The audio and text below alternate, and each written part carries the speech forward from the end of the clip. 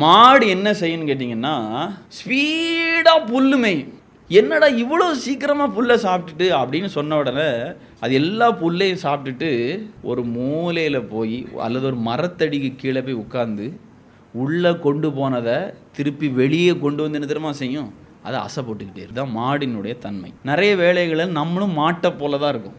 ஒரு சூழலிலே நாம் ஒரு ஒரு ஒரு பாதகமான ஒரு சம்பவம் நடந்திருக்குன்னா அதை திருப்பி திருப்பி திருப்பி திருப்பி போட்டு அசை போட்டு அசை போட்டு அசை போட்டு அசை போட்டு அது என்ன தெரியுமா செய்கிறது?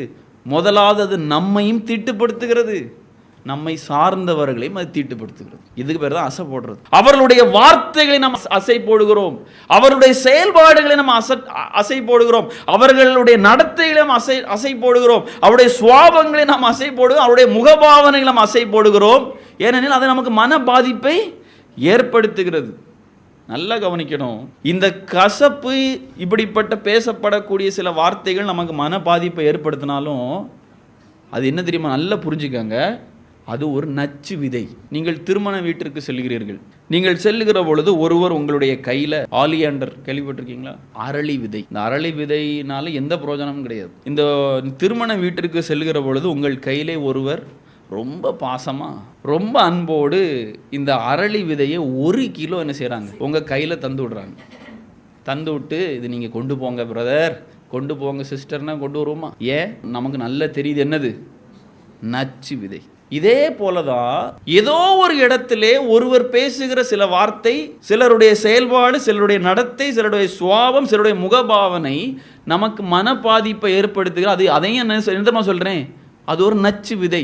அந்த நச்சு விதையை நம்ம வீட்டிற்கு கொண்டு வரோம். கொண்டு வந்து அதை நம் இருதயத்திற்குள்ளாக கொண்டு போய் அந்த விதைக்கு தண்ணி ஊற்றி உரம் வைத்து கிளை நறுக்கி களை பிடுங்கி வேலி அடைத்து அந்த வேர் உள்ள ஆழமாக போறது வரைக்கும் அதுக்கு நல்ல பராமரிப்பு கொடுத்து அது மரமாக வளர்ந்து அதிலிருந்து வெளியே வரக்கூடிய கனியும் எல்லாருக்கும் தெரியுது. எபிரேயர் 12:15 திருப்பி எடுத்துக்கங்க.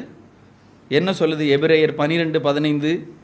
ஒருவனும் தேவனுடைய கிருபையை இழந்து போகாதபடிக்கு யாதொரு கசப்பான வேர், அந்த நச்சு விதை உள்ள உளுந்து அது மரமாக எழும்பி அது வேற என்ன செய்துட்டு விட்டு முளைத்தெழும்பி அது என்ன தெரியுமா செய்கிறது? கலக்கத்தை உண்டு பண்ணுது. கலக்கம், தனிப்பட்ட வாழ்வில கலக்கம், குடும்ப வாழ்க்கையில கலக்கம், சபை ஐக்கியங்களிலே கலக்கம். அது மட்டும் கலக்கத்தை மட்டும் ஏற்படுத்தலை, அது நிறைய பேர் என்ன தெரியுமா செய்கிறது? தீட்டுப்படுத்துகிறது. காரணம் என்னன்னு கேட்டீங்கன்னா அது ஒரு நச்சு விதை.